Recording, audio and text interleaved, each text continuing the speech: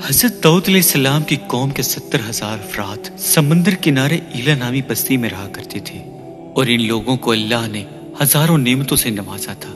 لیکن جب راحت و سکون آیا تو یہ اللہ کی عبادت سے محروم ہو گئے اور اللہ کی مخلوقات پہ ظلم کرنے لگے، اور یوں اللہ نے انہیں خبردار کیا کہ ہفتہ میں ایک دن، ہفتہ کے دن شکار نہ کیا کرو، اور اتوار سے لے کے جمعہ تک جتنا شکار پکڑنا ہے پکڑ لو، لیکن ایک دن اللہ کی عبادت اور مخلوقات پر رحم کے لیے رکھ دو۔ اور یوں اللہ نے ان کا امتحان لینا شروع کر دیا۔ وہ اتوار سے لے کے جمعے تک سمندر میں مچھلیاں پکڑنے لگتے تو مچھلیاں زیادہ مقدار میں ہاتھ نہ آتی، اور ہفتے کو سمندر میں دیکھتے تو ان کو بڑی بڑی مچھلیاں نظر آنے لگتی۔ تو ان لوگوں میں سے ایک شخص کو شیطان نے ورگلایا کہ پریشان کیوں ہوتے ہو، میری ترکیب پہ عمل کرو، تم شکار سے کبھی محروم نہیں رہو گے۔ تو بس اس شخص نے شیطان کے کہنے پر کانٹا لگا کے ڈوری کو سمندر میں پھینک دیا تاکہ مچھلی پھنسے، اور شیطان نے کہا اس مچھلی کو تم اتوار کے دن نکالنا، اور یوں ہفتے کی حرمت بھی باقی رہے گی اور تمہارا شکار بھی ہو جائے گا۔ اور بس شیطان کی بتائی ہوئی ترکیب پہ ہفتے کے دن مچھلی اس ڈوری کے ساتھ پھنسی رہی، اور بس وہ مچھلی اتوار کے دن نکالتا اور خوشی سے کھاتا۔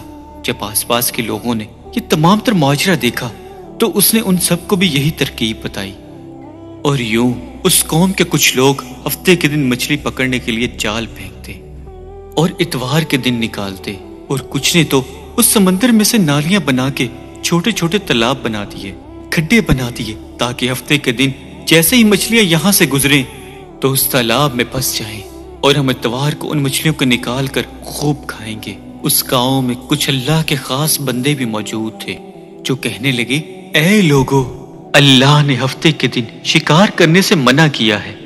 یہ جو تم جال پھینکتے ہو اور چھوٹے چھوٹے تالاب بناتے ہو، ان میں اگر مچھلی ہفتے کے دن پھنستی ہے تو یہ شکار ہفتے کے دن کا ہوگا۔ اللہ کے عذاب سے ڈرو اور اللہ کی نافرمانی نہ کرو۔ اور وہ لوگ ان لوگوں کا مذاق اڑانے لگے کہ ہماری جو مرضی ہوگی ہم وہی کریں گے، اور اس بستی میں 3 گروہ بن گئے۔ ایک گروہ ان 70,000 لوگوں میں سے ان لوگوں کا تھا جو ان کی بار بار اصلاح کرتے، دوسرے وہ جو ان لوگوں سے نفرت کرتے اور خاموشی اختیار کیے ہوئے تھے، اور تیسرے وہ جو گمراہ ہو کر اللہ کی نافرمانی کر رہے تھے۔ اور یوں نیک بندوں نے اس بستی کے بیچ میں سے ایک دیوار کو کھڑا کر دیا اور یہ حکم نافذ کیا، اللہ کی نافرمانی کرنے والے اس طرف ہو جائیں اور ہم جو اللہ کے فرما بردار ہیں وہ اس طرف رہیں گے۔ وہ نیک صالح لوگ بار بار ان سے کہتے رہے، اے لوگو، اللہ سے ڈرو۔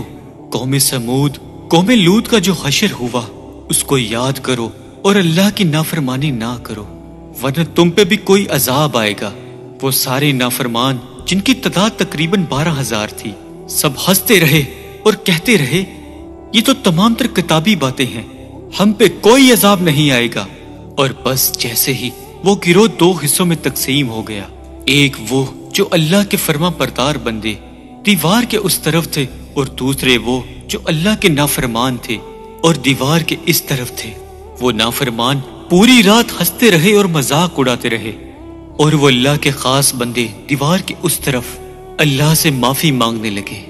بس جیسے ہی صبح ہوئی اور نیک صالح لوگ اٹھے اور انہوں نے محسوس کیا کہ دیوار کی اس طرف سے کسی انسان کی آواز نہیں آ رہی، اور جیسے ہی دیوار کی اس طرف چڑھ کے دیکھنے لگے، کیا دیکھتے ہیں کہ سارے کے سارے لوگ بندر کی شکل میں تبدیل ہو چکے ہیں اور بندروں کی حرکت کو انجام دے رہے تھے۔